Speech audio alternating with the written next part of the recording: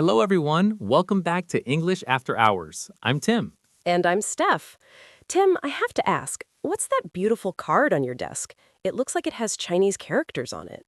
Oh, that. One of my students, Li Wei, gave it to me yesterday for Chinese New Year.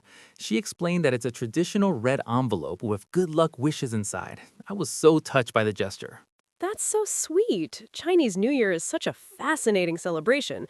Did she tell you about any of the traditions? She did. She explained how families clean their houses completely before the new year to sweep away bad luck, and how they have this amazing reunion dinner with specific foods that symbolize prosperity and happiness. I love learning about different cultural traditions. It makes me think about my own family's customs. Speaking of which, I just got off a video call with my grandmother, and she was telling me stories about how they used to celebrate harvest festivals when she was growing up in rural Oregon. That sounds wonderful. What kind of traditions did your family have? My grandmother described these community gatherings where everyone would bring food made from their gardens, and they'd have dancing and storytelling that lasted until midnight. She said it was one of the most important social events of the year. It's amazing how food and community seem to be central to celebrations across so many different cultures. Even though the specific customs are different, there are these universal human elements. Exactly. And as someone who works with students from all over the world, you probably see this cultural diversity every day in your classroom. I do, and it's one of the things I love most about teaching ESL. My students share their traditions with me, and I learn as much from them as they do from me. That's beautiful. And it's actually perfect for today's topic. You're absolutely right. Today we're talking about culture and traditions, something that connects all of us and helps us understand each other better. Before we explore cultural vocabulary, please remember to subscribe to English After Hours, hit that notification bell, and give us a thumbs up. And remember, we upload new English lessons every single day. Make sure you don't miss tomorrow's episode. Today, we're covering essential vocabulary for talking about cultural customs, traditional celebrations, cultural differences, and how to respectfully discuss various cultural practices. This vocabulary helps you connect with people from diverse backgrounds and appreciate the richness of human experience across different communities and traditions.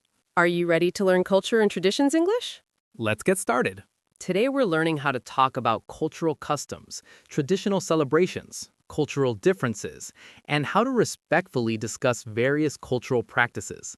This vocabulary helps you connect with people from diverse backgrounds and appreciate the diversity of human experience. That's right. Whether you're traveling, working in a multicultural environment, or just making friends with people from different countries, being able to discuss culture respectfully and thoughtfully is essential.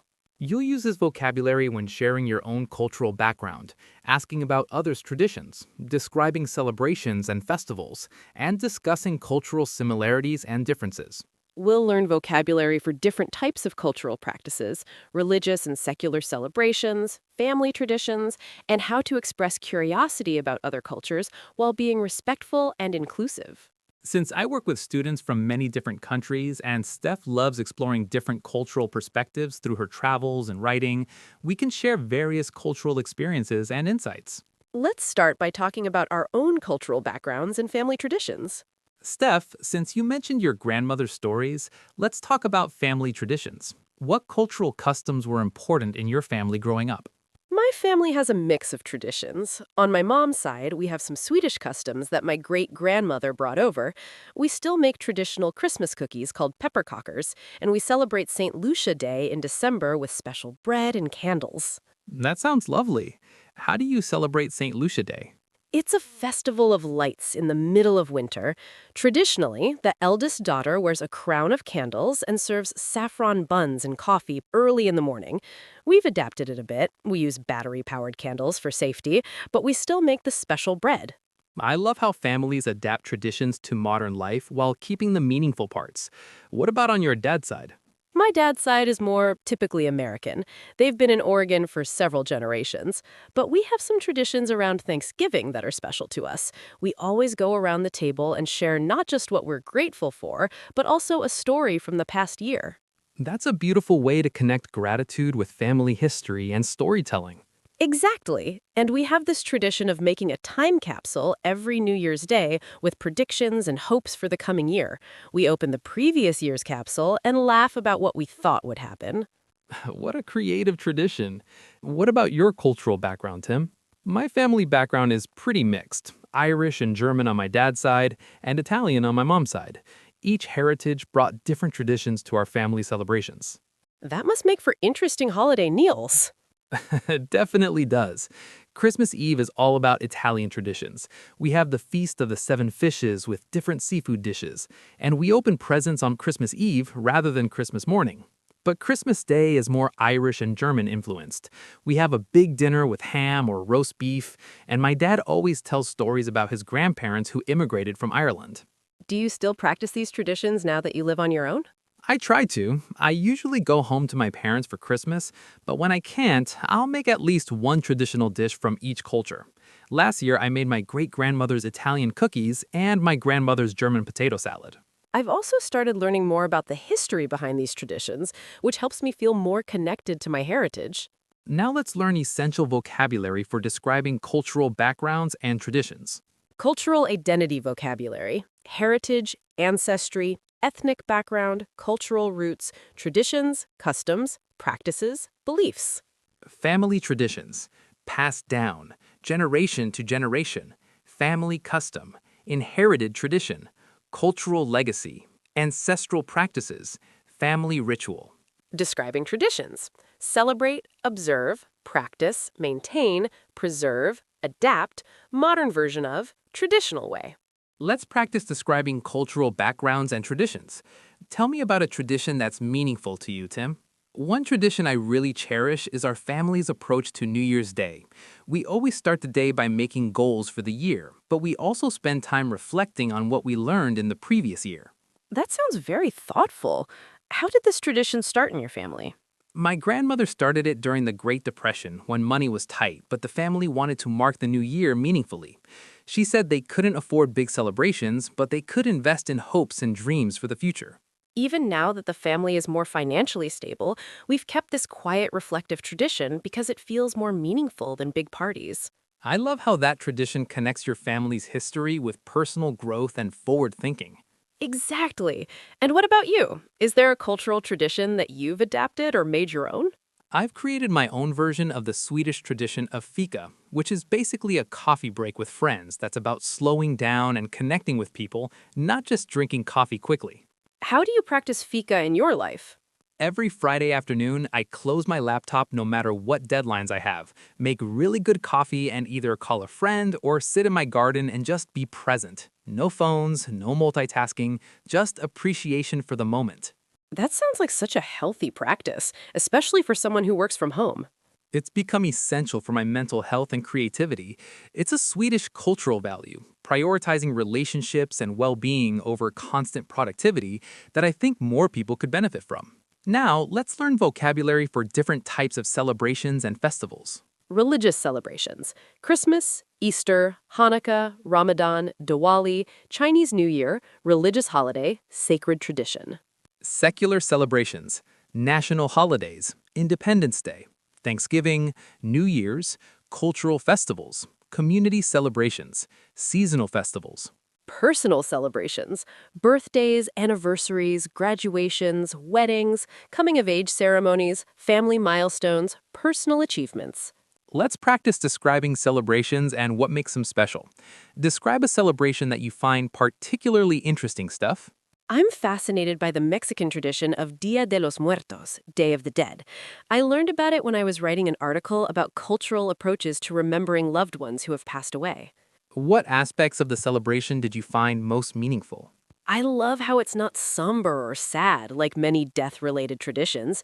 Instead, families create beautiful altars with flowers, photos, and the favorite foods of their deceased relatives. It's about celebrating the lives of people they loved, not mourning their absence. That's such a beautiful perspective on remembering loved ones. Exactly. And the community aspect is amazing. Entire neighborhoods participate, sharing stories and food. Children learn about their family history in this joyful, colorful context rather than through sadness. It sounds like it brings death and memory into daily life in a very healthy way. That's exactly right. What about you? Is there a cultural celebration you find particularly interesting or meaningful? I'm really drawn to the Korean tradition of Jusuk, which I learned from one of my students. It's a harvest festival where families honor their ancestors and celebrate the year's abundance. What specific aspects appeal to you? I love how it combines gratitude for the present with respect for the past. Families prepare special foods, visit ancestral graves to clean them and leave offerings, and then have big family gatherings with traditional games and storytelling. As someone who values family history and connection, I find it beautiful how the celebration honors both the natural cycle of harvests and the human cycle of generations. That does sound like it would resonate with your values about family and education. Now let's learn vocabulary for discussing cultural differences respectfully and thoughtfully. Respectful discussion. Cultural differences, diverse perspectives, different approaches, various traditions, respectful curiosity, open-minded, culturally sensitive. Asking about culture. Could you tell me about asking about culture? Could you tell me about I'm curious about what's the significance of how do you celebrate I'd love to learn more about. Avoiding stereotypes. In my experience, some people from X culture, this varies by family or region.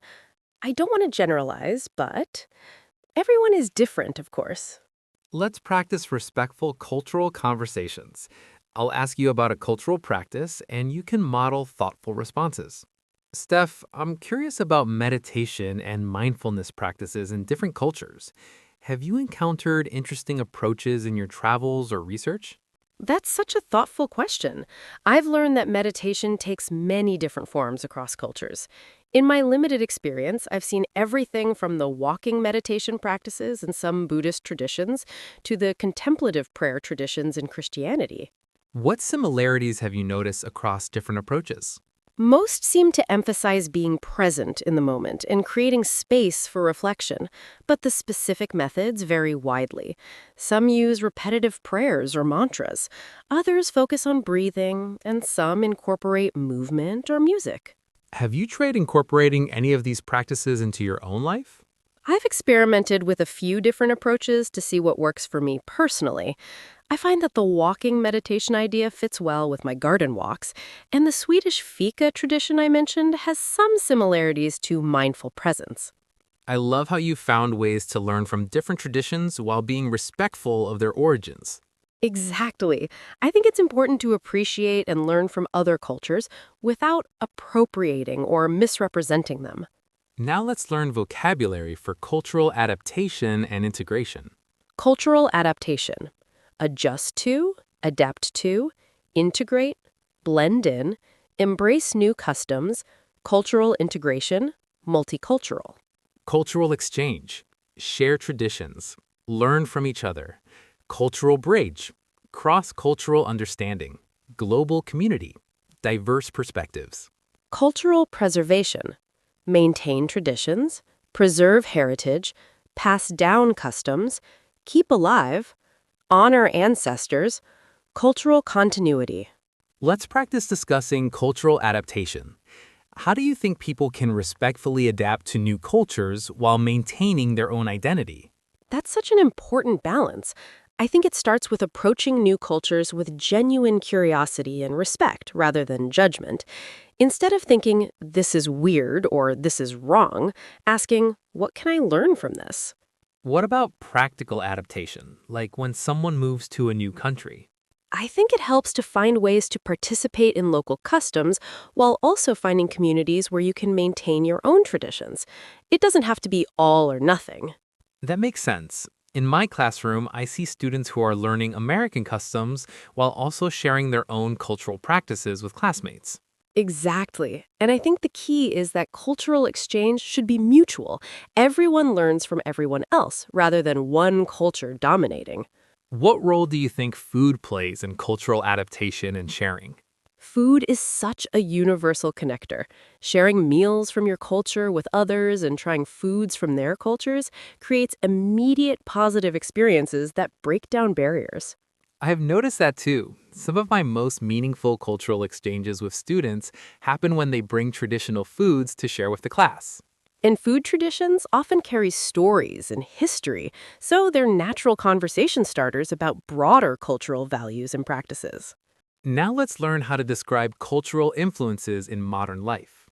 Cultural fusion, blend of cultures, multicultural influences, cultural mixing, fusion traditions, globalized culture, cultural diversity. Modern adaptations, updated traditions, contemporary version, modern twist, adapted for today, evolved custom, new interpretation. Cultural impact, influenced by, shaped by culture, cultural background effects, heritage influences, cultural perspective on. Let's practice describing how culture influences daily life. How does your cultural background influence your approach to work and creativity? That's a fascinating question. I think my Swedish heritage influences my belief in work-life balance, the idea that productivity isn't everything, and that rest and relationships are equally important. How does that show up in your daily work habits? I'm much more likely to take breaks when I need them rather than pushing through exhaustion, and I prioritize long-term sustainability over short-term productivity gains, which I think comes from Scandinavian cultural values. What about your American cultural influences? Growing up in the Pacific Northwest definitely shaped my love of nature and outdoor activities, and the American emphasis on individual creativity and entrepreneurship influences my freelance career choices. It's interesting how different cultural influences can complement each other in your life. Exactly. What about you? How does your cultural background influence your teaching style or career choices? My Irish heritage definitely influences my love of storytelling and using narratives to teach. Irish culture has such a strong oral tradition, and I find myself naturally incorporating stories and personal anecdotes into my lessons. The Italian influence shows up in how much I value family style community in my classroom. I try to create that warm, inclusive atmosphere where everyone feels like they belong to the group. And what about the German influence?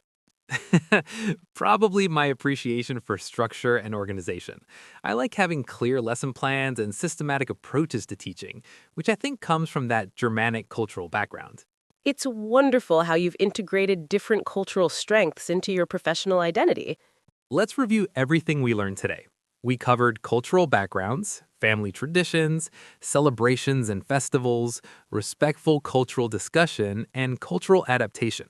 We learned essential vocabulary for describing heritage, discussing various cultural practices, asking respectful questions about different cultures, and sharing information about your own culture.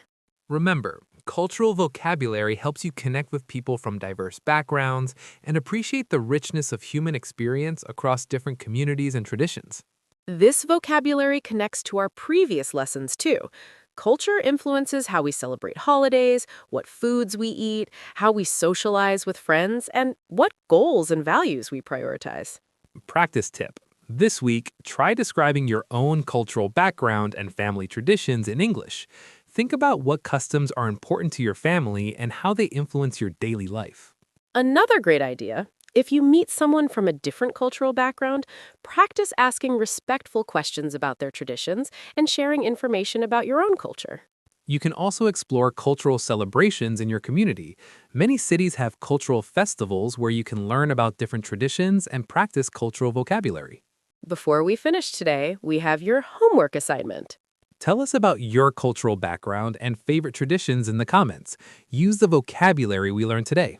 For example, you could write, "My family is from India and we celebrate Diwali every year with special sweets, candles, and fireworks. It's a festival of lights that symbolizes good winning over evil." Or you can write, I'm Mexican American and my favorite tradition is making tamales with my grandmother every Christmas. She teaches me family recipes that have been passed down for generations. Challenge. This week, try learning about a cultural tradition that's new to you, or share one of your own cultural practices with someone from a different background. Tomorrow we'll explore environmental issues and nature, essential vocabulary for talking about climate change, conservation, and our relationship with the natural world. Thank you so much for learning with us today. Please subscribe to English After Hours, like this video, and share it with your friends who are learning English. Remember, we upload new lessons every day, so make sure you're subscribed with notifications on so you don't miss tomorrow's episode. Keep practicing, keep celebrating diversity, and we'll see you tomorrow for another essential English lesson. Goodbye from English After Hours. Bye, everyone.